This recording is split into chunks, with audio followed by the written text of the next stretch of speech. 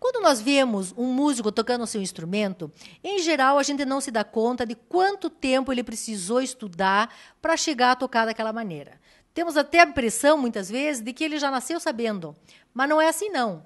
Um músico, para chegar a tocar o seu instrumento, seja o piano, o violino, qualquer instrumento, ele precisa de muito estudo, muita dedicação. E, para falar sobre isso, eu convidei a pianista e professora Eliane Briones Borges, que vai nos contar um pouco como é que é este processo de estudo de um instrumento. Olá, Eliane, tudo bom? Tudo bom, e você? Muito obrigada pelo convite de estar aqui com vocês para poder falar do meu trabalho. Então, o que a gente, na verdade, quer saber é como é que funciona o ensino de piano. Mas antes, eu quero saber de você, como é que foi a tua formação propriamente dita? Quer dizer, com que idade você começou, em que escolas você estudou, em que nível, até que nível, digamos, você chegou do estudo? Bom, eu tinha 4 anos de idade, isso conta minha mãe, e a minha mãe tinha um piano em casa, e naquela época a música da hora era a banda do Chico Buarque. E um dia minha mãe me viu no piano tentando tirar a melodia da música. E era uma coisa assim que para ela foi tão forte que ela começou a procurar um professor para me dar aula. Eu era muito pequena.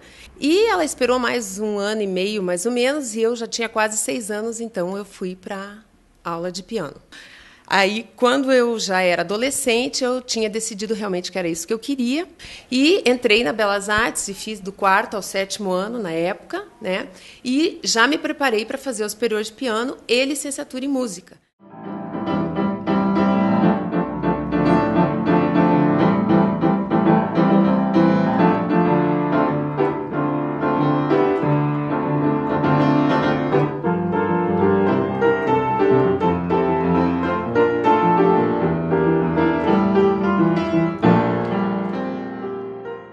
A tua formação começou com 6 anos e foi até a faculdade, até terminar a faculdade. Como a maioria de nós faz, né? Isso. Eu também, comigo também aconteceu igual. E depois da faculdade, você ainda continuou o seu estudo de piano? Isso. Daí eu fiz o superior de piano, fiz licenciatura em música e depois comecei a dar aula, né, de piano.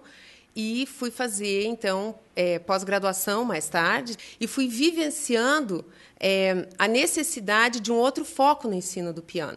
Aí eu fui fazer a minha pós já com uma outra mentalidade, né? Querendo focar aquele aluno que quer estudar piano por prazer, por satisfação, por um hobby, alguma coisa mas que ele se identifique, e não alguma coisa como por obrigação ou para ser um instrumentista, um concertista, né? Porque antigamente, digamos que a maioria das pessoas tinha que fazer um estudo dentro da música erudita. Isso. Era o que tinha. Uhum. Eu também fiz assim, eu acho que a maioria das pessoas da nossa geração fez isso. Uhum. Mas, hoje em dia, a gente sabe que existem muitas outras opções. Mas, mesmo assim, é preciso bastante estudo, né? Sim, com certeza. Para você ter um toque, né, de qualidade, você sempre vai ter que despender algum tempo de estudo, uma disciplina, né? E aquilo vai aumentando cada vez mais. Que cada vez que você consegue atingir esse nível, você tem mais coisas para aprender, né? E foi o que eu comecei a descobrir, né? Que através da música popular, porque eu também tocava música popular, sempre gostei muito disso e eu tinha um ouvido bom ouvido para tirar música. Digamos, você tocava música popular, como a gente costuma dizer, de ouvido. Isso. Você tirava por conta as suas músicas, mas você tinha, digamos, toda uma base do estudo da música erudita, formal, que você fez na Escola de Música e Belas Artes. Isso te permitiu também, né, brincar um pouco, digamos, com a música popular, é isso? Mas é muito interessante porque na época que eu fazia o piano erudito, e eu chegava em casa e eu gostava mais de tocar as músicas da novela ou as músicas da banda ou as músicas da mídia do que realmente aquilo que eu tinha que estudar, né, com a minha professora. Aí eu lembro que eu tocava e a minha mãe depois chegava e dizia: bom, filha, agora que você já brincou bastante, então vai estudar. Mas hoje a gente sabe que não é mais assim. Sim. Não se assustem, existem outras formas de estudar piano. De uma maneira mais descontraída, mais informal. Então, a pessoa que, de repente, quer tocar pelo seu prazer somente, não quer seguir uma profissão, ou ser professor, ou ser músico, concertista, pode também aprender música, aprender piano, né, de uma maneira mais leve, não pode? Sim. Então, qual é essa diferença, digamos, de um ensino de música que você faça dentro dessa linha formal, né, da música erudita, e o ensino de música mais dentro de um popular? Qual é a diferença assim, básica entre essas duas coisas? Tá. Na verdade, não há a diferença, né? Porque eu sempre costumo dizer que a música é uma só. Né? Quando a gente aprende a música por partitura, ela já está pronta para nós. Então, nós temos que apenas aprender a decodificar. Decodificar aquilo que já foi escrito, né? E já está preparado lá. Quando nós vamos trabalhar a música em si, né? Ou, no caso, a música popular, e a diferença está em você ter o entendimento de como aquilo chegou na partitura, né? E é uma coisa que eu comecei a perceber, essa deficiência no ensino, né? Foi por isso que eu fui buscando, então, formas de tentar mostrar para o aluno que aquilo que está escrito você pode aprender de uma outra forma. Porque digamos que na música popular a gente não tem a partitura toda escrita, quer dizer, a música não está escrita inteiramente. Ela tem algumas coisas, né, ou as cifras, né, ou uma melodia, e é o músico, o pianista, no caso, que vai construir a música na hora de tocar. Isso. Então, isso já é uma grande diferença, né? Sim.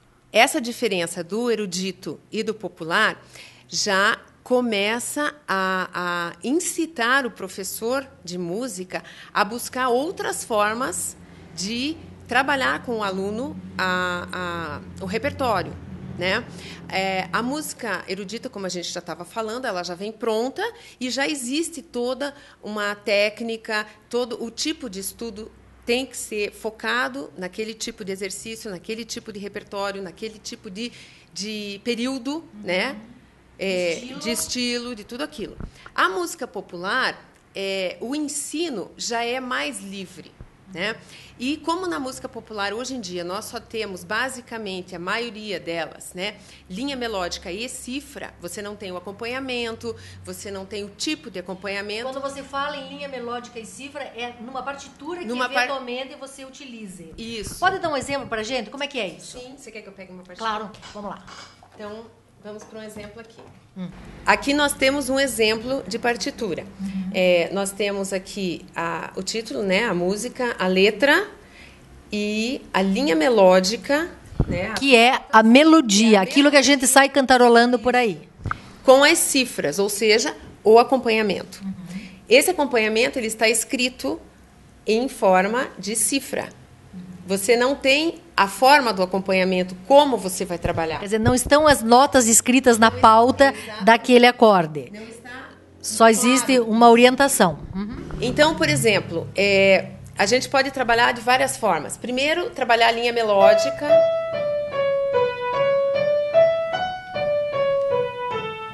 Etc. E a mão esquerda, você sabe que você tem ali o acorde. Então...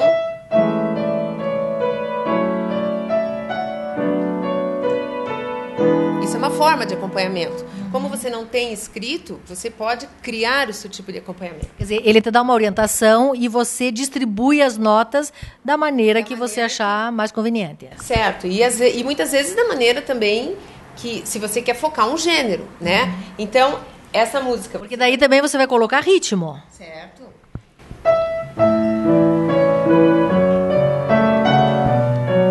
Esse é um outro tipo de acompanhamento, né?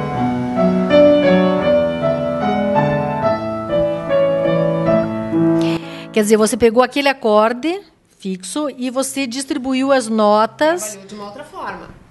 Eu posso trabalhar, se alguém cantasse essa música, eu posso trabalhar apenas o acompanhamento.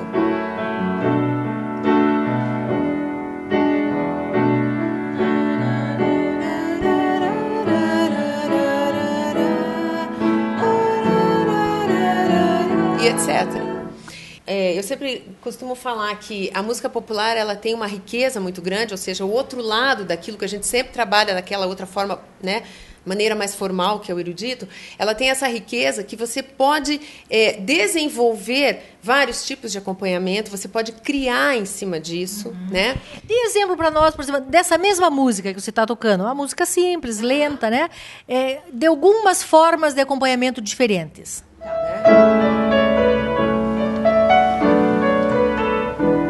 Ok? A outra, como a gente estava fazendo aqui, um arpejo, ó.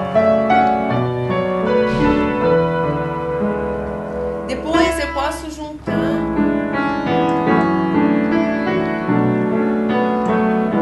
Eu já mudo a localização da linha melódica de região e vou trabalhando os acordes, o ritmo e a melodia ao mesmo tempo, né?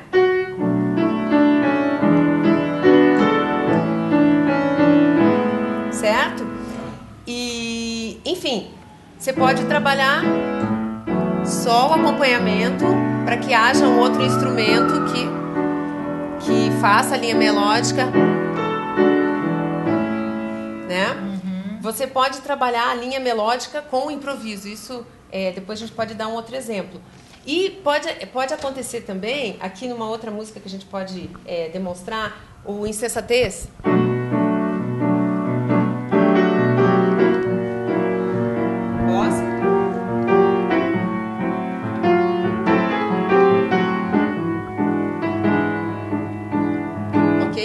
Essa seria a forma original, né? Uma bossa nova. Mas eu posso criar um outro tipo de acompanhamento diferente. Seria um...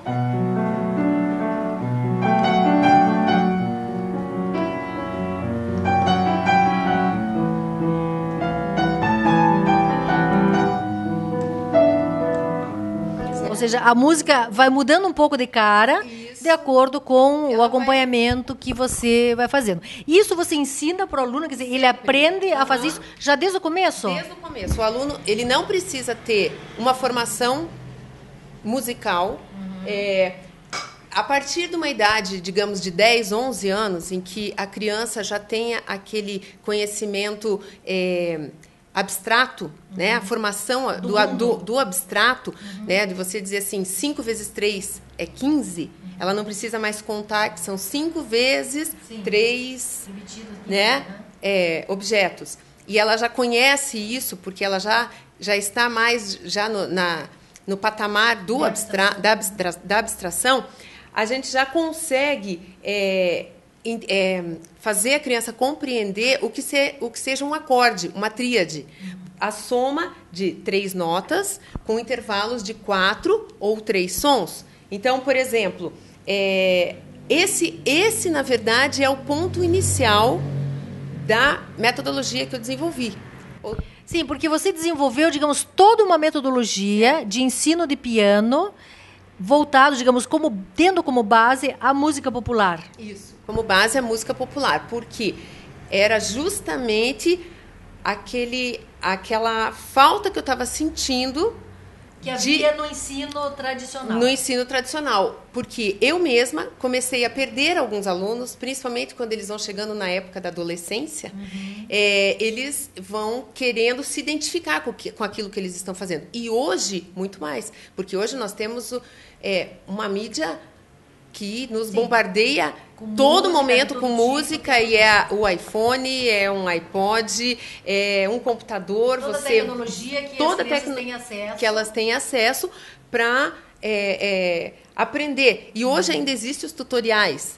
E isso foi me dando essa motivação, na verdade, para eu poder desenvolver uma metodologia, porque a mesma falta que eu estava sentindo como professora, eu percebia que tinham muitos professores que também estavam sentindo essa falta.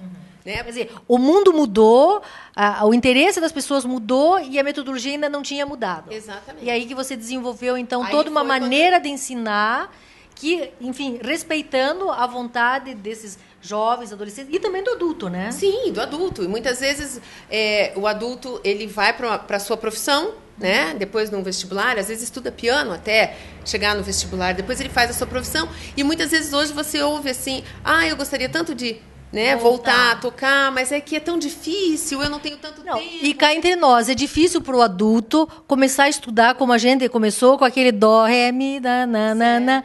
Quer dizer, ele perde o interesse, né? Sim, e a própria rotina de estudo, né? Já não é mais assim um foco de um adulto, né? Ele tem outras perspectivas e outros projetos.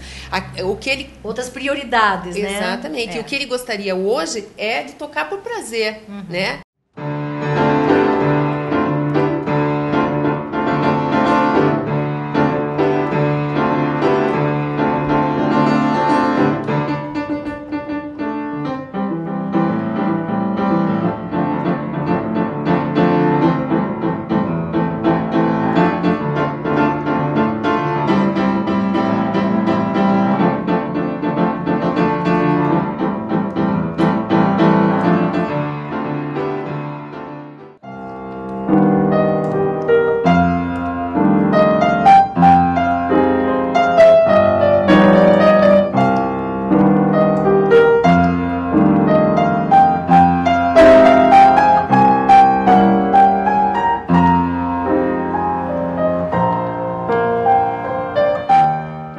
Então, voltando aqui, a tua metodologia, então, você começa a partir justamente dos acordes, que são a base, Exatamente. na verdade.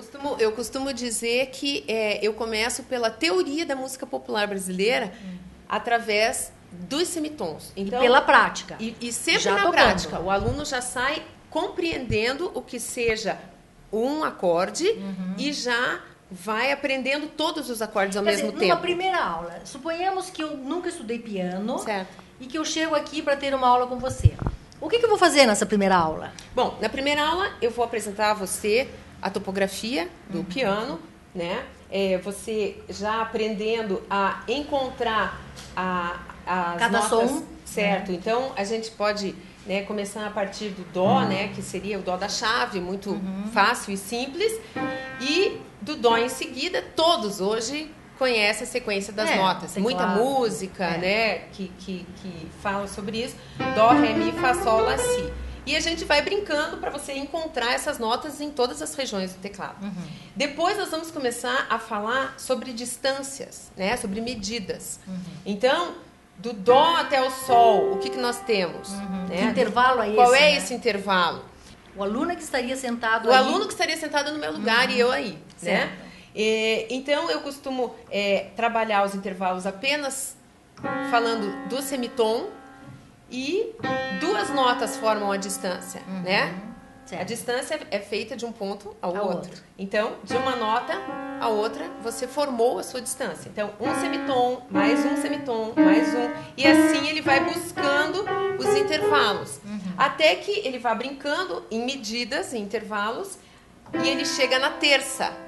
Então, eu foco a partir da terça do acorde. Que é toda uma base da música. Certo? Então, a terça e uma outra terça. E a partir daqui nós temos dois tipos de terças, que é a terça maior e a terça menor. Qual é a diferença? Medida. A terça maior possui 4 semitons, a terça menor 3 semitons. A partir desse entendimento do aluno, que ele percebe que a terça maior tem 4, a terça menor tem 3, a partir da nota que ele está fazendo, ele consegue montar qualquer acorde maior e qualquer acorde menor. Ou seja, numa primeira aula ele já consegue montar Todos os acordes. os acordes. Todos. E ele ainda não conhece a pauta. Se o aluno é novo, ele não conhece a pauta. Mas você pode trabalhar com ele a exploração da linha melódica no instrumento. Então, vamos aprender o marcha soldado. Uma coisa básica, né? Eu dou a nota inicial e ele vai explorando até que ele vai descobrindo isso, né? E muitas vezes é bem interessante porque você começa a perceber que a gente tem sim essa facilidade, né, de Perceber. de conectar aquilo que a gente ouve com aquilo que a gente tem, até que aquilo fique na mesma sintonia. Ou seja, se eu faço pá, pá, pá, pá, e eu vou pro meu instrumento, eu consigo achar isso, né? E o bacana é que ele vai entendendo isso com muita clareza. É gostoso dele trabalhar. Então porque você não é nada trabalha, muito rígido, vou dizer, ele você tem que trabalha também com a música de ouvido. explorar. Sempre trabalhando. Mais do que a música escrita. Mais do que no começo, sim, mais do que a música escrita, porque na verdade o que você ouve é aquilo que você já aprendeu, né? Eu sempre costumo falar do bebê, né? O bebê quando nasce, até um tempo ele não fala, depois ele começa a ouvir a sua própria voz, depois ele começa a identificar certas palavras porque ele ouve nós falando, né? Então, eu quero água, ele sabe que é água, copo, ele vai reproduzindo e já vai identificando água com a água, copo com o objeto copo, né? E no momento em que a criança começa a identificar isso, com 1 aninho, 2 aninhos, você não senta a criança e fala, bom, agora vamos escrever água, eu vou te ensinar. Isso, né? vai aparecer mais tarde. Então, 2 sílabas, vamos separar. Não, e antes ele vai formando as ideias, exatamente. Né? Então, quer dizer, a prática acontece primeiro, claro, antes da teoria, né? E, assim, e isso é muito natural. E, digamos, você tocou ali uma música que você fez diversos acompanhamentos. Quantas aulas, em média, digamos, uma pessoa precisa, começando do zero, para tocar uma música como essa que você tocou? Uma linha melódica, simples, com um acompanhamento também não muito complicado, também relativamente simples. Olha, eu diria a você assim, claro que depende de cada um, isso, né, com certeza. Mas eu digo assim que quando o aluno ele vem muito empolgado e ele sabe que ele vai receber aquilo que ele está buscando, que isso é uma coisa muito importante, né? Ele está procurando um tipo de ensino. E quando ele vê que ele está recebendo, exatamente, né? Tá tendo esse retorno daquilo que ele estava buscando há tanto tempo, isso é muito rápido. Eu digo para você assim que em 3 aulas ele consegue trabalhar uma música em que a gente já aprendeu vários conceitos, né? Porque tem parte rítmica, parte melódica, acompanhamento, a gente trabalha uma apreciação musical antes, ele vai também conhecer a música. Essa música que você está ouvindo, né? Essa música que você está ouvindo, né? Ela é lenta, ela é rápida, ela é curta, ela é longa. Então, todos aqueles conceitos, né? As noções teóricas, elas são todas apresentadas na prática. Vem tudo junto, né? Não existe. E que tal você agora tocar uma música para a gente inteira? De música popular e dentro desse teu sistema, né, de cifras, para que a gente até consiga perceber, acompanhar onde é que está a linha melódica, o acompanhamento. Vamos ouvir um pouco? Vamos. Eu quero só falar assim, então eu vou tocar o samba de uma nota só e eu vou tocar de forma que a gente perceba 3 momentos, né? O primeiro momento em que ele vai trabalhar os acordes com a linha melódica em bloco, né? No segundo momento, uma linha melódica da segunda parte da música e que eu vou misturando, então, já o aluno vai aprendendo a misturar a melodia e já brincar de improvisar, de criar a sua própria melodia dentro daquele conceito e depois voltando, fazendo já uma parte com os blocos de acorde mais rítmico.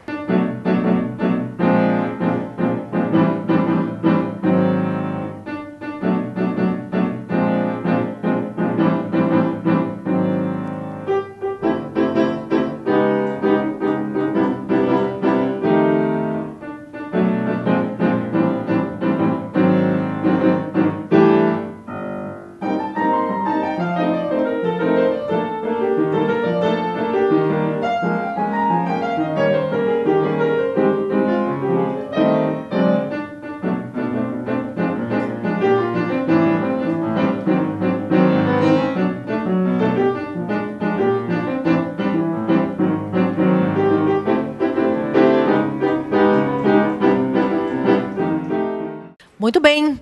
Esse Tom Jobim sempre é maravilhoso, né? Pena que hoje em dia ele anda um pouco esquecido, às vezes, né, no ensino. Mas você trabalha bastante com Tom Jobim?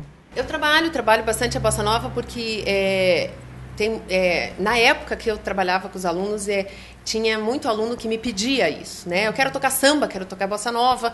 Então, eu também comecei a desenvolver isso. Mas isso não impede que você vá fazer a mesma coisa com um rock, com um reggae, com uma valsa, com uma canção, né? Quer dizer, não importa, a metodologia é sempre a mesma.